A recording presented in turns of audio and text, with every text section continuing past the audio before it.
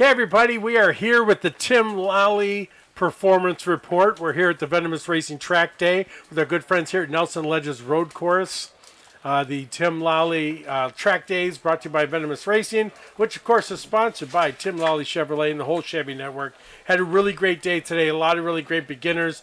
Today we have with us Paul Ham, who is a driver for Venomous Racing, a long-time driver, even with NASCAR credentials, so if you want to hound him for his autograph, by all means. How you doing today, Paul? Excellent. Man of so many words.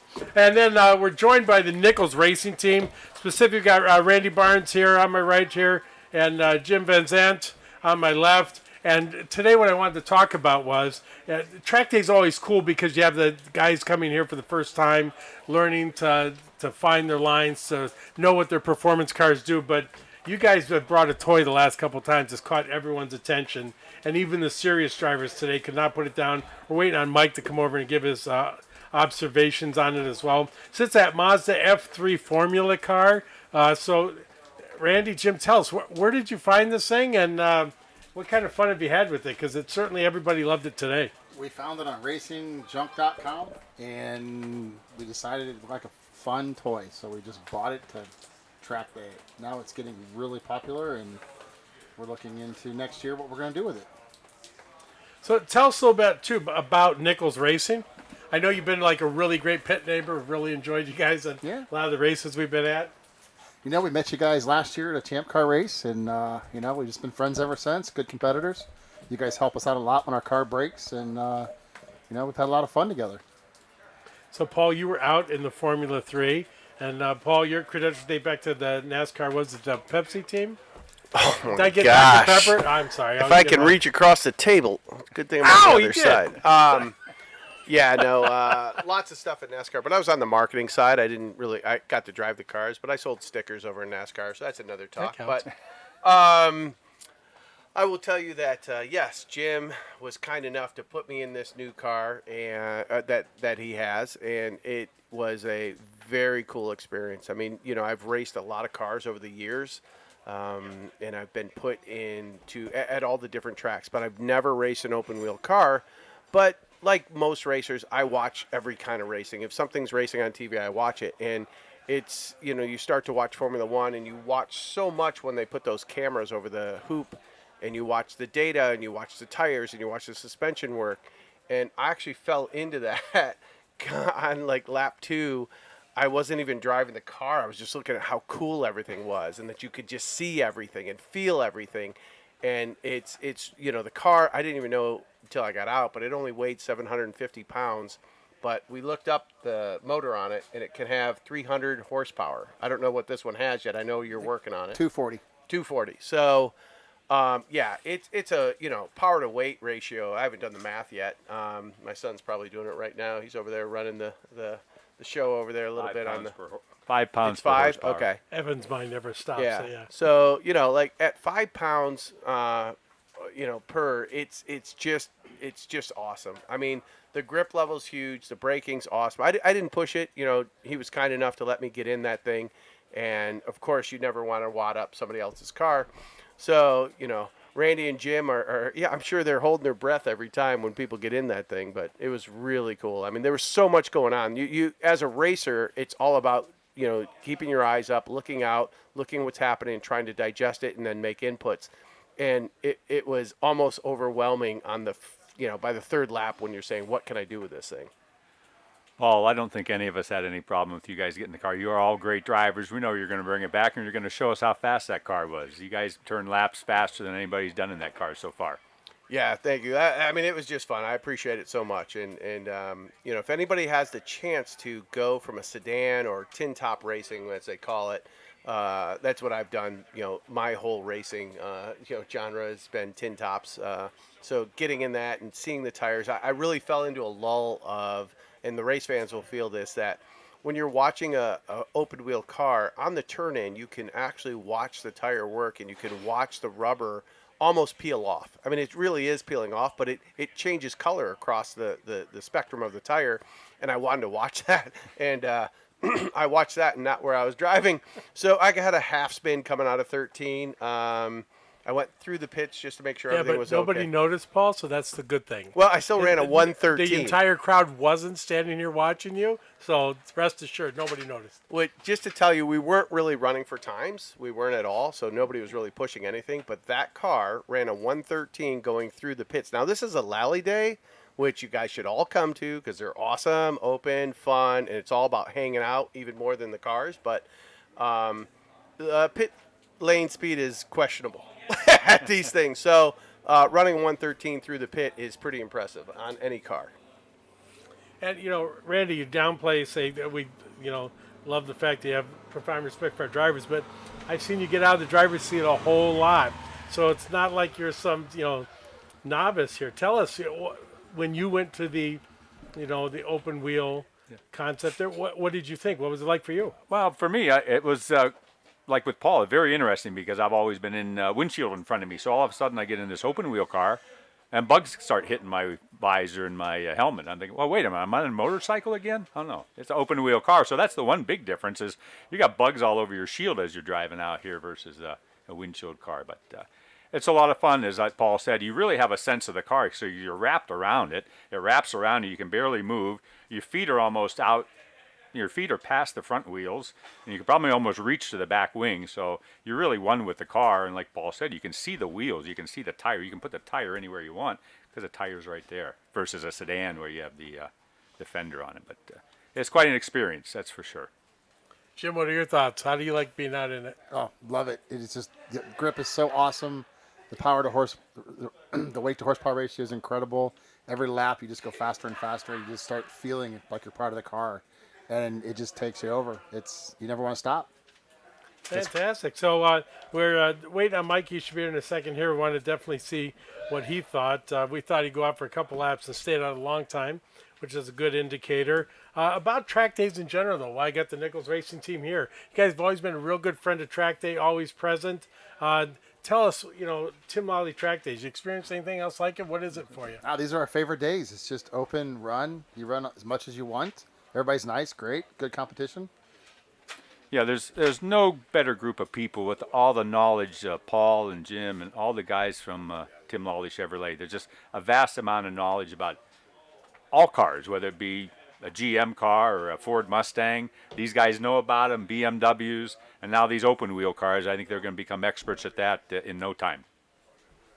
All right. Hey, thanks a lot there. We want to invite Mike over then and see what he thought on it. Hey, thanks, guys. We'll see you next time. All right, so that was Paul Hamm again. Such a great addition to the team that I've learned so much from him as a complete outsider. So we have Mike here. Howdy, Gearing up to go. Yeah, talk right up to. So Mike, we were talking.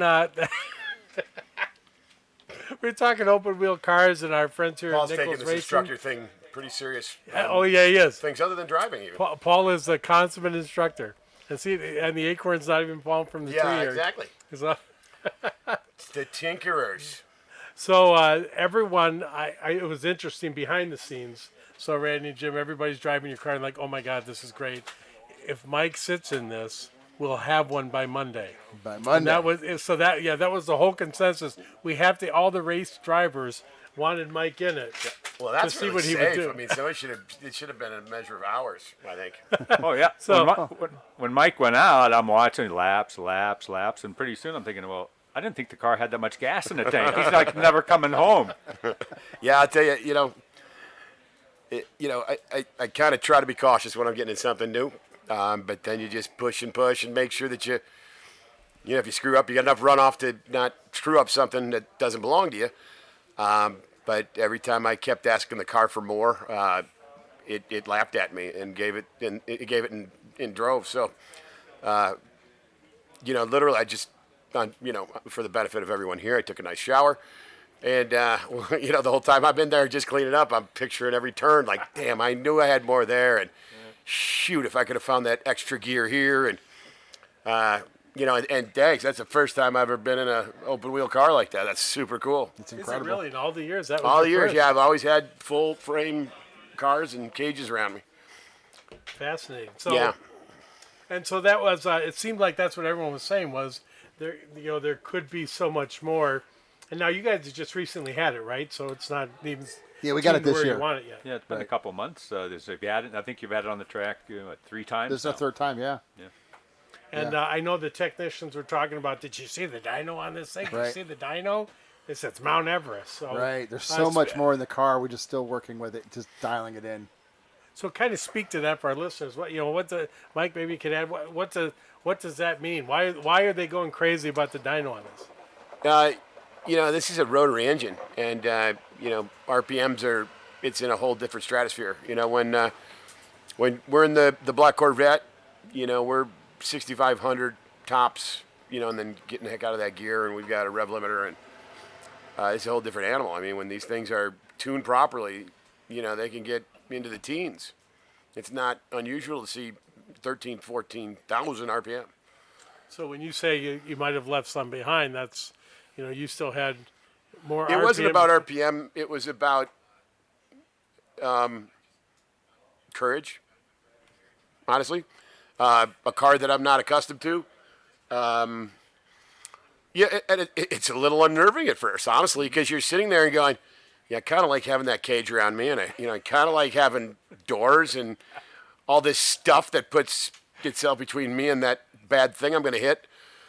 But once you get to understand the car, the car communicates really well with you, and so, and some of it, I turned some decent laps out there, but I think that, if I was a little more comfortable with the gearbox, I think I could have found some more. And it's just something like, if I had 8 hours, 8 hours, it's a different animal. I mean, I'm smiling anyways, but I'd be smiling bigger, it would be, it would definitely have been something that would have, been having me float along for the next few days. Well, but I'll tell you what, since that car has got the kind of grip that it does, and you're going through those lateral G's, I'm still going to be smiling because my brain right now is like a scrambled egg, and my core is going to be howling at me. But, I tell you what, I'll feel much more comfortable and much more confident next time I get in that car. But the thrill, though, is like as a racer, this is what you guys live for: is that to find that new tool that's kind of an unexplored frontier where you could go even faster and greater and even more. Is that what you guys, Randy? That's what Jim. That's what you guys found as well. I think you find that a lot of these racers and these track day guys become G-force junkies. So the more G-force they can feel, the better they like it. So they're always looking for something faster, always looking for that better tire. It just gives them a little bit more grip because they want to feel. When they feel those G's, that car's working. Adrenaline is a very expensive drug. That car has so much more to give. Mm-hmm. And that's what we saw because we last track day we had, which was just a couple weeks ago. Normally they're spaced out about 4 weeks. They were unloading go-karts, and Mike, you're talking about the go-karts and what they're capable of and their track times. And again, as a beginner and not a thrill seeker, all I'm thinking is, oh my God, you're literally unlike the wooden go-kart I built as a kid. Only this one's making ridiculous track times and doing incredible G's. So this gave you kind of that same experience. Yeah, in a big way, it does. There's a lot of similarities there. You're low to the ground. I like this car better because you got belts, and those karts, they're, an inch off the ground. They've got no seat belts. They've got no cage. And they're insanely fast. This year's race was a little slower when I was at the kart race. When I was at the kart race last year, a good buddy of mine, Paulie Gatto, was out with his shifter kart, and he's got a super kart, and he was battling for all weekend with Anthony Lazzaro of NASCAR fame. Anthony's one of the guys that if their driver isn't a good road course guy, they'll hire Lazzaro to come and run Watkins Glen or one of the road courses. And Lazzaro put down a 60.8 in a go-kart. Jeez. And you basically, you have a record on this track. And Got a what's couple that- of them. And what's your fastest track time here? Well, in Frankenstein, I got a 66.6, and I got a 66.8 in our current black car, but that was on street tires. I was on 200 compound tires, so I should be able to beat the record for a production car when I get some sticky tires on it, and I think that's a 65.8, and just sticky tires are going to be 2.5 seconds probably on that car. So the world where a tenth of a second is the world, having 5 seconds, these guys are insane. Oh yeah, and they're inches apart. That's the crazy part. They're inches apart, but it's really kind of cool if you want to learn about racing. This is a lot like a NASCAR race or something else because they have to stay in the draft or they drop back. It's funny. You'll see a lot of wagon trains out there. These guys are, literally bumper to bumper pushing each other because, that way one car is just breaking the air and then the other two are just along for the ride. And it's really kind of fun to see. Fascinating. And today, did you have something, Randy? So today's track day was kind of cool. So we had, a lot of, last two track days been a lot of beginners, guys just getting used to this. Seeing what their vehicles are capable of doing, but we had a good variety the last couple of weeks. Had some of the BMWs out there, a lot of Chevrolets out there, of course our wheelhouse as well. A lot of learning taking place. It seems like this track season, and then Randy, you've been around to a lot of them too, and Jim. Seems like this track season we've been having a lot more people discovering the racing passion and doing exactly what the intention of the Venomous Racing Tim Lally Days are, which is explore what your vehicles can do and explore and really appreciate the motorsports passion. Yeah, I think it makes a real big difference with the training that Paul does, and then you take the novices out and lead follow, so you're showing them the track line, you're giving them some experience that they're comfortable with until you turn them a little bit loose. But just a great experience for novices. I can't say enough about the program that Tim Lally Chevrolet runs and Mike and all the guys do. That's very nice. Thank you. It's an interesting thing. After being at it this long, it just drives me crazy when people aren't introduced to their car properly. And I think that and when we were talking to Steven from Motor Trend, taking delivery here, he got to see what his car can do. He got to see some of the boundaries of it. He got to get comfortable with it at speed. And how nice is this? It's at a controlled course. Thank God the Rosses have been so gracious with us and just basically let us completely glom on all of their assets here and completely abuse their kindness. And thank you to the Rosses. But I think that, I want to be on a one-man mission that just says that Corvettes are not just for driving in the left lane at, 10 under the speed limit with some guy that's 20 years past his retirement. Like, these cars are super capable. And with the right training, the training is an interesting thing because, I thought I was Mr. Driver before I went to my first driving school. And I was okay, but I wasn't good.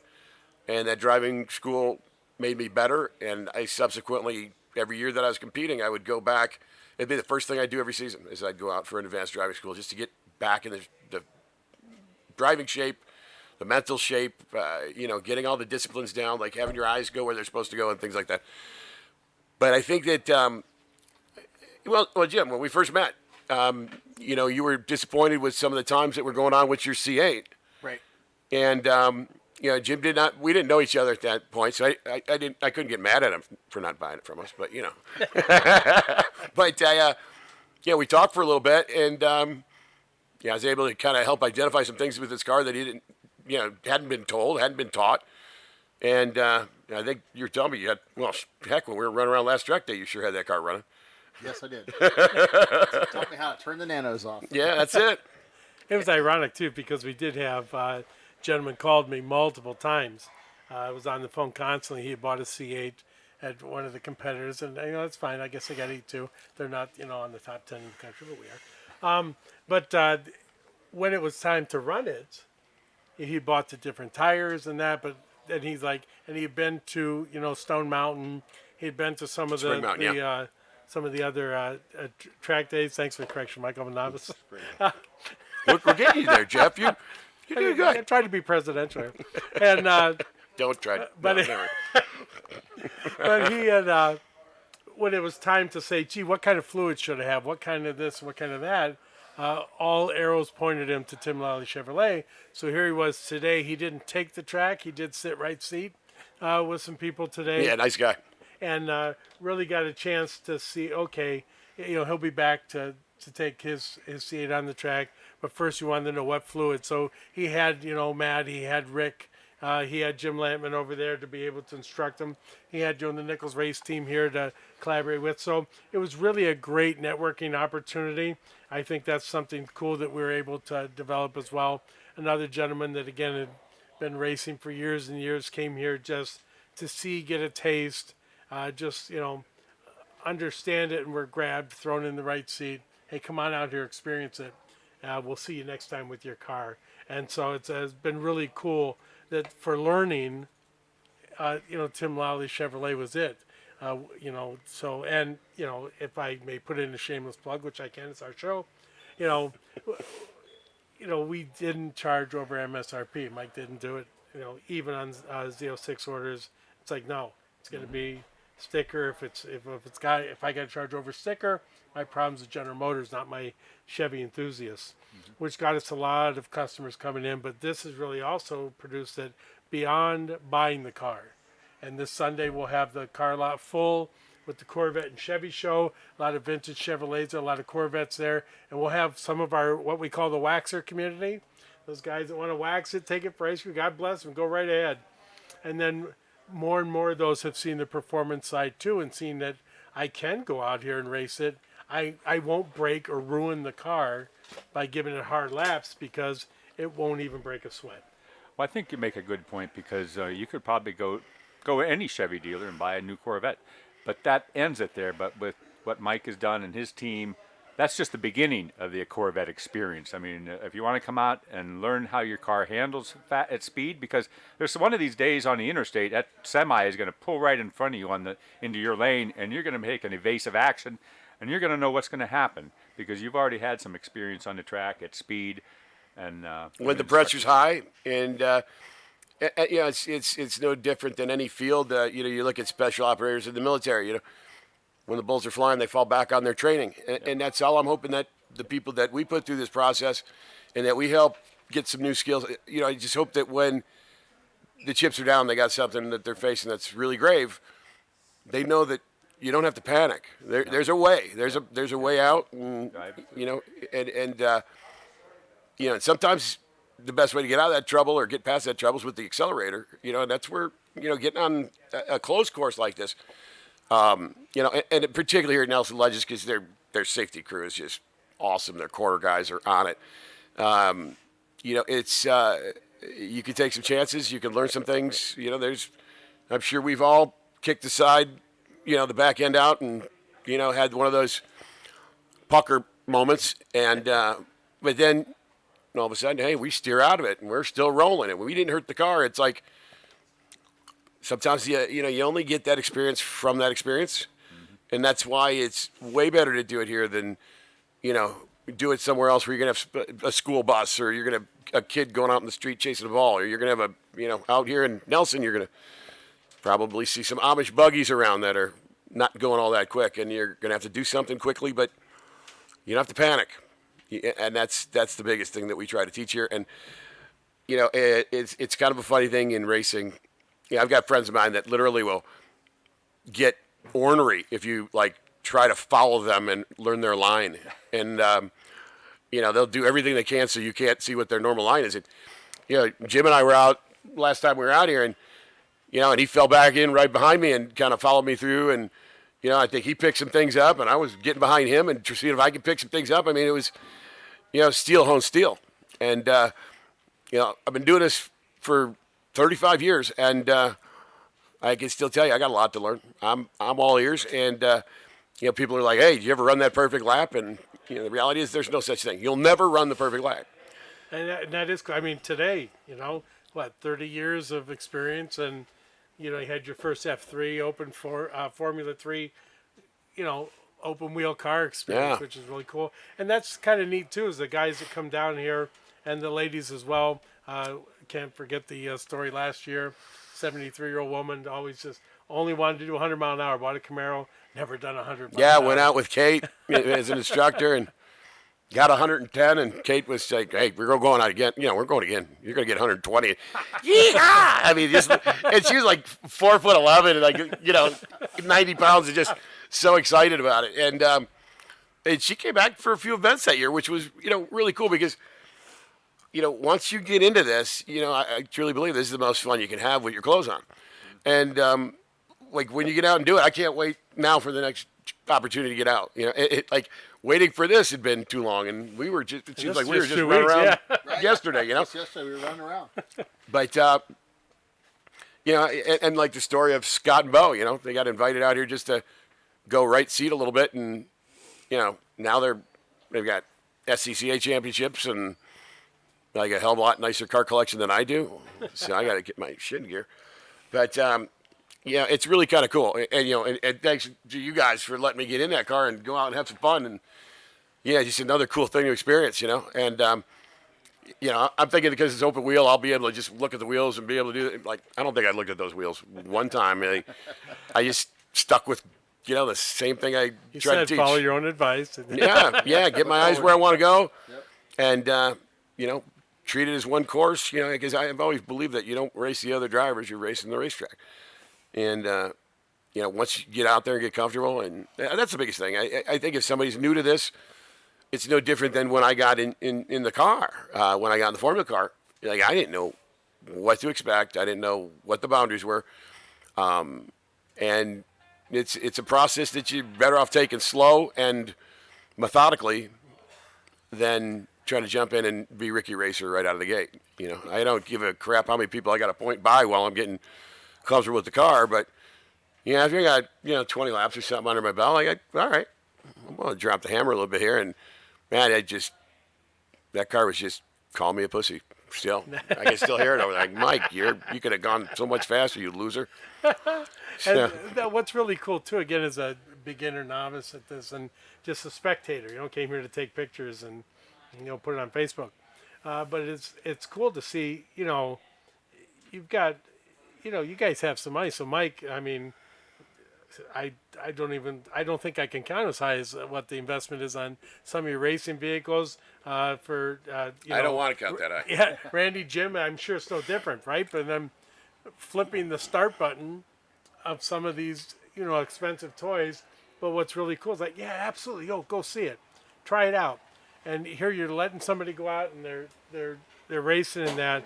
What's really cool then is when they come back are the discussions. It's not just something, that was badass, man.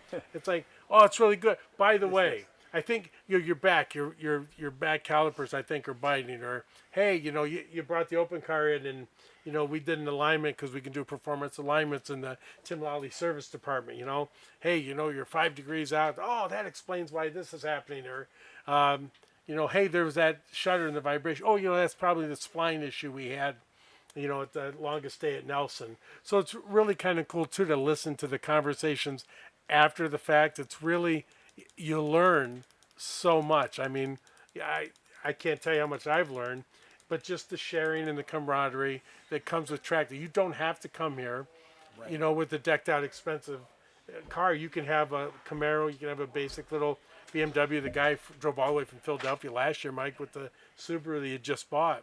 And then again, got to sit there and exchange ideas, try to understand what's going on. And it's really cool because, you guys come out of Erie, Pennsylvania for our tractors. We appreciate that. Yeah, I live in Erie and drive 2 hours to get here, spend all day, and then drive 2 hours back. And I try not to miss a day because it's a great social thing. You're learning, and we hear so much the past few years about living in the moment. Well, I'll tell you, there's nothing more than living in the moment when you got your hands on the wheel and your foot's on 300-400 horsepower, 500-600 horsepower, whatever it is. You're living in the moment. You forget about the stock market. You forget about those problems at home. Everything is right in front of you, and you take it all in. And just, I can't say enough about it. And the money you save on shrinks.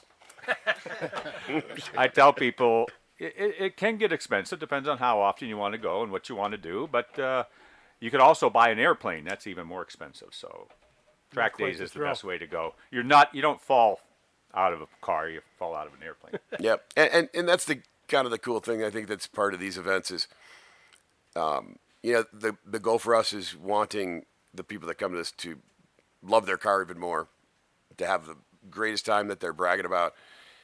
And there's nothing that makes me happier now after doing this for as long as I am. I mean, the reality is, I'm not in the shape I was when I was in my 20s and 30s.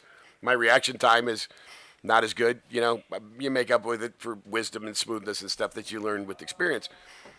But, literally, whether it's Anthony, whether it's one of my sons, Brock or Brody, someone's going to knock me off the mantle that we currently have with the team. And I'll be, instead of whining about what I don't have anymore, I'll be happier than hell that some folks that I think I've helped them get better went out and handed it to me. And, and they know if they beat me, it's legit because I'm not lifting. I told Brody, you think I'm lifting, you're out of your mind. You beat me, you beat me. But, the camaraderie is something special. When we were at the SCCA Enduro the first day when we hurt the Corvette and Jim kissed the wall, we went from being participants to being fans, and we're rooting these guys on. And I couldn't wait to run over after the race and congratulate them for accomplishing something absolutely huge. And I'll tell you what, just the improvement that I've seen out of you guys is it's exceptional.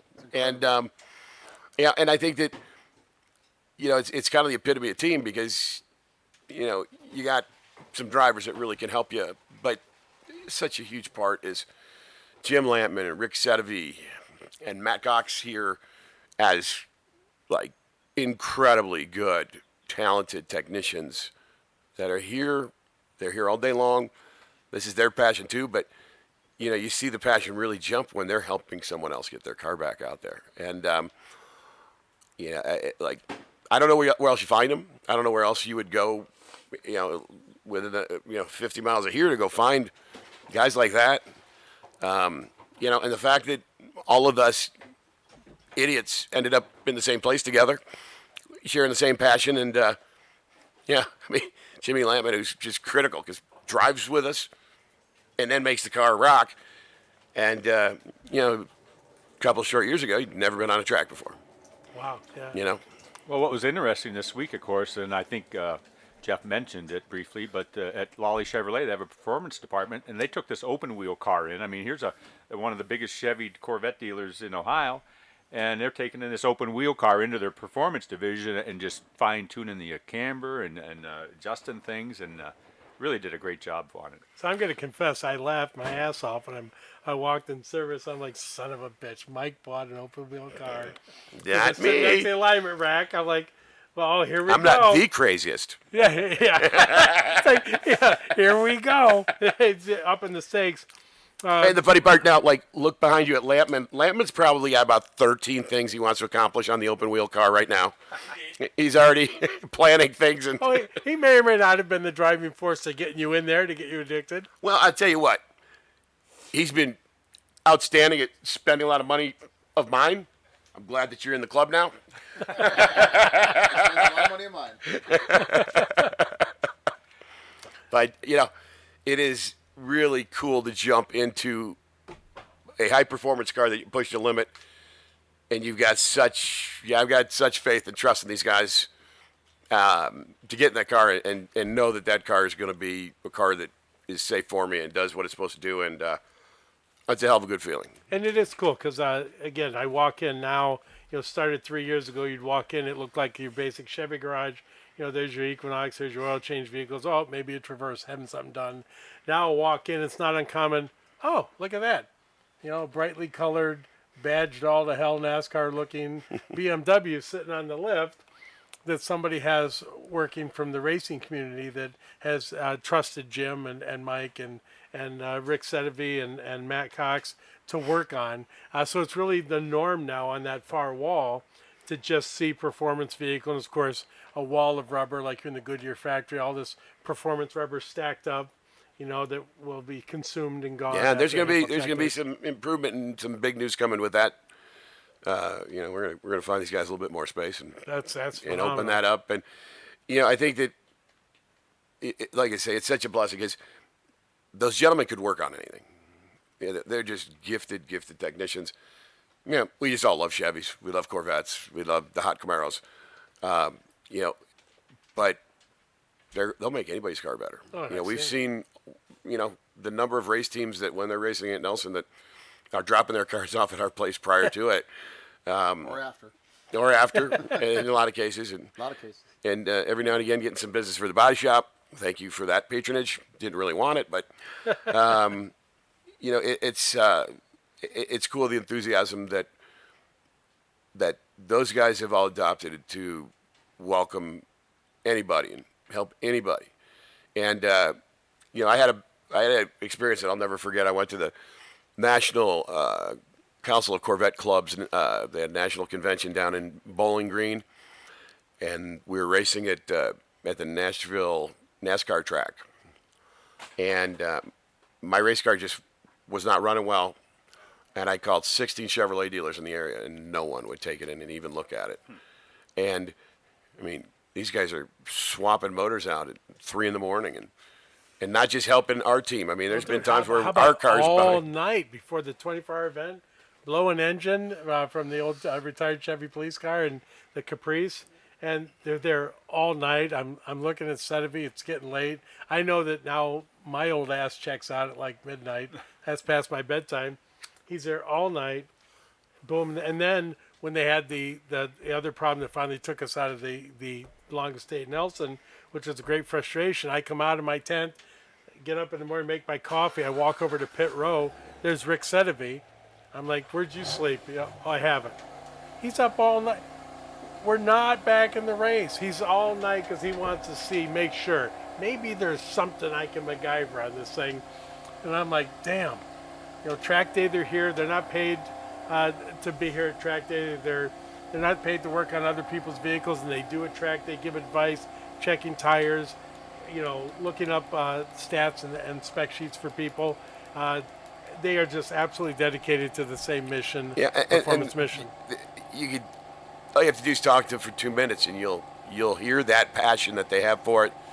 And I've been accused of that myself, but I love this, and honestly, I love it when somebody goes out. Paulie Gatto actually bought my former race car and then came out in it and whooped my ass. And it pointed out some things that I'd gotten sloppy and lazy with. And, next time I was out, I had my old line back and I was significantly faster. But that's the thing, steel hone steel, Ant's going to be pushing. Jim's going to be pushing. My 2 sons probably want nothing more than to whoop my ass out there. And, it keeps me sharp. And although, I don't have nearly as much hair on my head and way too much on my back now at this point in life, it's keeping me young and keeping me doing this. And, the funny thing about these track days is I don't sleep before. This is like 6 in a row. I just don't. I'm running the track through my head like a complete frickin' psychopath. But I have no interest in sleeping. Like, I can't. Like, why is that clock moving so slow? Let's race. And then we had a rainstorm last night. I'm like, oh, I hope this doesn't screw everything up because, man, I want to run. And then it's like, the big man upstairs must like racing too because he has helped us out with weather. I think every freaking track day. No, you made him tap out because I remember being here last year, and there was water on the track. It poured. I'm like, okay, well, track day's over. And Mike's like, okay, everybody in every single car here, let's drive the track. Somebody took my demo, pissed me off because I didn't get out there. But well, you're driving a Nissan, whatever. So they're rolling around on the track. I mean, anything with wheels, your skateboard, whatever. We're driving this track. The show's going to go on. And so I really want to thank the guys from Nichols Racing. Randy, Jim, thank you so much today for, bringing your toys, sharing them, giving us passion. I did want to close though because again I wanted to mention this Sunday. So Tim Lally Chevrolet, 24999 miles road in Warrensville Heights. It's going to be transformed into Waxer Utopia. So we're going to be filled with vintage Chevrolets, other vintage cars too. I took a lot of pictures of other non-GM So vehicles. really high quality cars come to that event. But it's super cool. This is the Tim Lally Memorial. How long has it been going on, Mike? Tell us about the event this Sunday. It's going to go on the 7th at the dealership. Well, this goes back to when the dealership was at 500 Broadway, which is now, we're on the third dealership since then. Wow. And, we lost my dad too early, but my dad was just a Corvette nut, and he got me to be a nut. He got me to go and start stealing his car out of the garage at 12 years old until he busted me hard. I didn't think you could really ground somebody for 6 months, but that 6'5" Marine really knew how to do that. But, it was like, then I hear he'd be at the bar, like, laughing that his 12-year-old's out there driving his, stick shift 67 Bell around town, and laughing. So I knew he was pissed, but not, like, too pissed. So that was kind of a good balance. But, he was, my dad was my best friend. The one weird part is he absolutely forbid me from doing this, from getting out on the track and running, because he thought I'd be a complete moron. And, finally started sneaking out, sneaking here, sneaking there, and running the track a little bit. And, when I finally came clean and said, just come watch, he was proud, because there were some times earlier, like when I was stealing cars, as a matter of fact, that I was like doing some crazy shit and got in trouble. And, I then had to have a little moment where I had some clarity and going, you're out there on the track going really fast. And if you're not being smart and you're not being smooth and you're not taking instruction and trying to get better and safer, it can get bad. But I think, by that point I'd kind of tried to get smooth and tried to not be Ricky Racer guy, but to go out and be a good driver and stop, like I say, stop racing other cars and just simply focus on racing the track. And, there's ups and downs because there's some other people that we've competed with that don't necessarily adopt that. And, I think it was, Mid-Ohio last year when, we were winning the race by 6 laps, 3 hours in, and we got wiped out by the dead last car. Dead last car. I just, that's the most insane thing I've ever seen.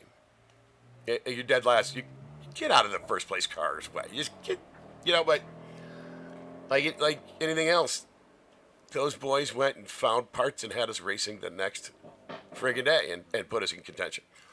And, it's an interesting thing. I knew when I got in this, I promised myself back in 2001 I would never sponsor a race team again. Because, it's just, it's a hole with 4 tires you just keep throwing money into. But when it all goes together and it all clicks, it's magic.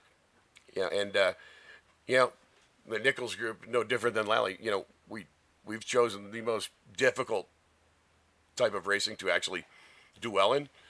You have to have not only a good car, you're not going 20 laps. Some of these events you're going to go 1,000. And you have multiple drivers that car has to be able to take the consumption of every one of those drivers and still finish. Not to mention, we actually got to take kind of a little bit care of ourselves because, people think that you're going to go out and drive and that's not a sport. All you got to do is jump in the passenger seat with one of us for a half hour and you'll see how difficult it is on your body. And that's when we're running people around here at 6/10. When you're in these races, shit. I'm on a track with Jim. I'm on the track going like crazy. Love him dearly, but when it's out there and it's race time, It's race 10 time. tenths. Fuck, we're going to go 11 tenths. You know what I'm saying? It's race time. Yeah. And I think that, that passion and that, that kind of confidence and even arrogance or whatever you want to say, that's what pushes you, And, clearly there have been some differences, I think, from where we've grown up to some of the kids nowadays grow up, not knowing how to lose and everybody gets a trophy and everything else. We know how to lose. Definitely how to lose. we know how to fail. Yep. Yeah, and it's no different than if you're in a baseball game. All right, you struck out. Well, dust yourself off and let's get back in the game. And I love seeing it from these guys, and it's the same thing that I want from our guys. We're never out. We're never out. We're going to do everything we can to try to find a way back in. And, we lost the Corvette at the SCCA Enduros. And I think we'd have been giving these guys a little a little excitement at the end of the thing, but unfortunately, we kissed the tire wall. Kiss the tire wall. But, the resilience of these guys to go and take a friend's car that was at the dealership and, it was race prepped and, 6 hours overnight, back here the next morning, and we won the next day. You just keep fighting. You just keep fighting. Great one. It was a great story, and a great win. The article for that, by the way, we posted on our Facebook page. So again, this Saturday we will see everybody there to look at all the cars that should be out here on the track. A lot of good vintage stuff out there as well. Saturday or Sunday? Sunday. Did I say Saturday? You said Saturday, yeah. Okay. You just confuse me because usually I'm wrong. So I'll be president someday. But we will have the Here's your Venomous Jell-O. Racing cars out there as well under the tent, so you get an up-close look at them, see the bumps, the bruises, the scratches. So next track day, of course, coming up there, tentative date for it is the second Wednesday of September. Go to venomousracing.net to enroll if you want an invite. and not only that, as we're preparing for some of these events that are coming up, the Nelson Wednesdays will be up here for every chance we can get. There's Fun Wednesdays or whatever, Wonderful Wednesdays. Wonderful Wednesdays, The right. Venomous team will be out here, and I'm sure we'll be grabbing the Nichols guys and a lot of these other guys to get out here and have some fun.